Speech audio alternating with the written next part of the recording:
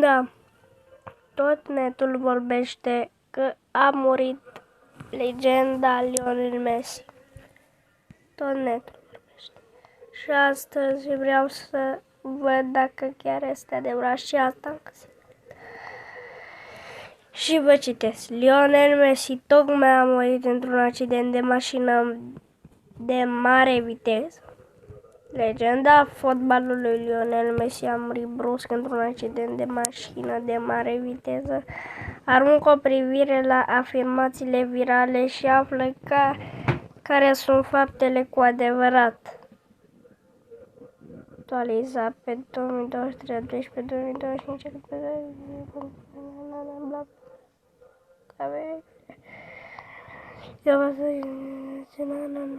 Lionel Messi a murit brusc într-un accident de mașină de mare viteză. Oamenii împărtășesc videoclipuri pe TikTok și YouTube care susțin că legenda fotbalului Lionel Messi tocmai a murit brusc într-un accident de mașină de mare viteză cu fotografii cu tragicul accident de mașină. Messi, Xavi și Cristiano au murit după un accident de mașină. Lionel Messi mare într-un accidentul de mașină incredibil.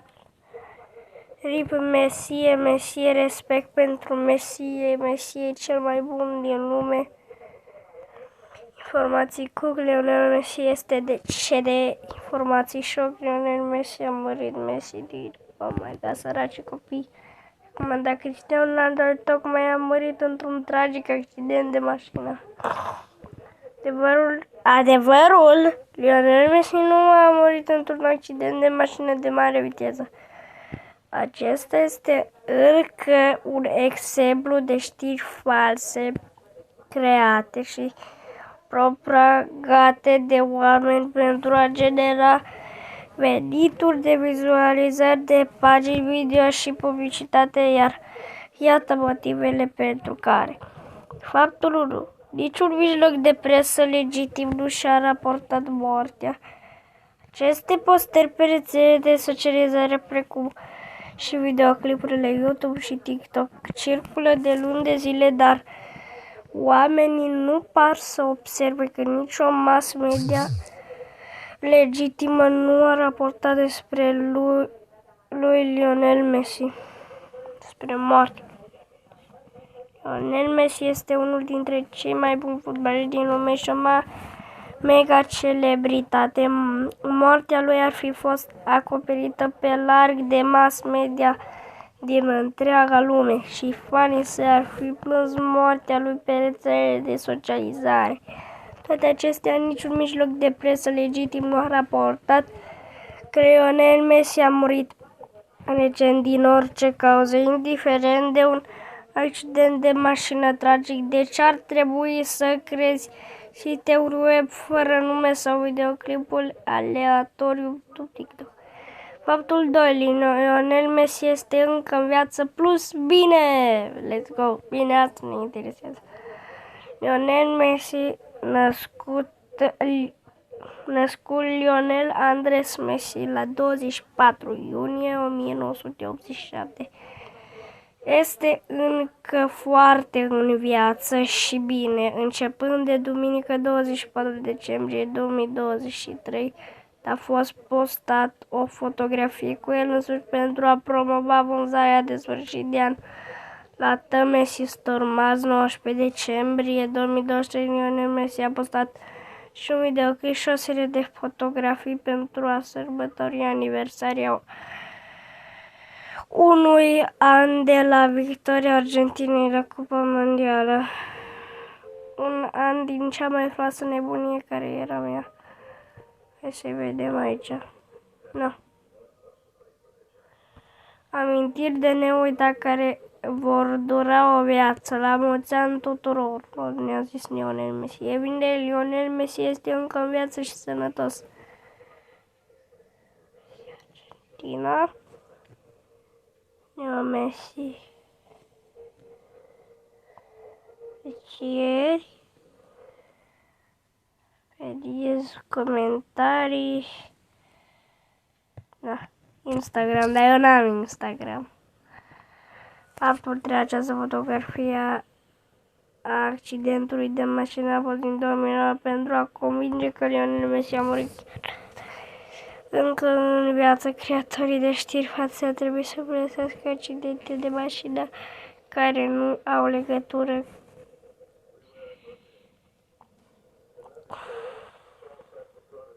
Da, este accident cu o motocicletă, totuși. Adevărul este că aceasta este o fotografie a unui Ferrari 599 care s-a prăbușit în octombrie 2009 pe Great Ocean Road din sudul Victoria, Australia. Șoferul era un bărbat de 64 de ani pe nume Carlo Vaccari. Domnul Vaccari a pierdut controlul în timp ce conducea Ferrariul 599 cu 80 de km pe oră și a lovit doi motocicliști care circulau în sens opus. A fost condamnat pentru conducere neglijentă, dar amendat cu doar $3.000. Faptul patrulul acțiunea de mașină a fost postat în 2014. Na bine, dar asta ceva cu Ronaldo. Deci Celine Dion tocmai a murit.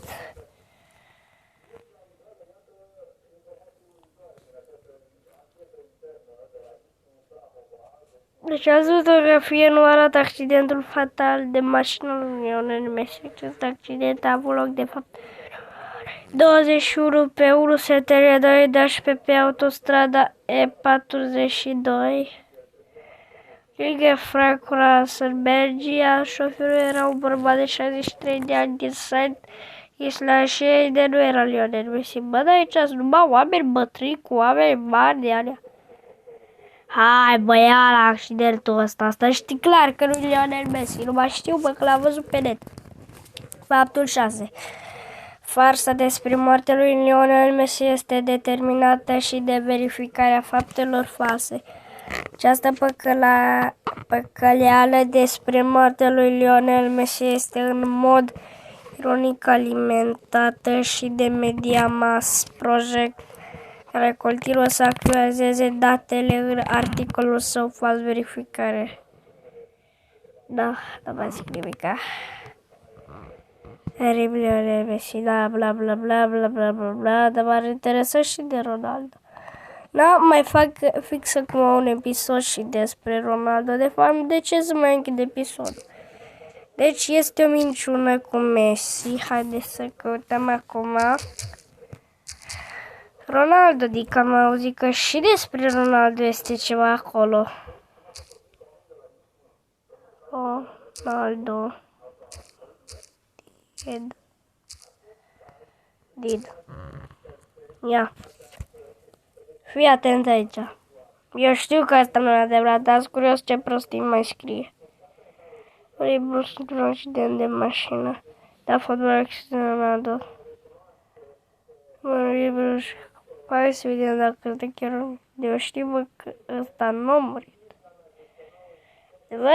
Adevărul, iarăși, Cristiano Ronaldo nu a murit brusc într-un accident de mașină. Acesta este încă un exemplu.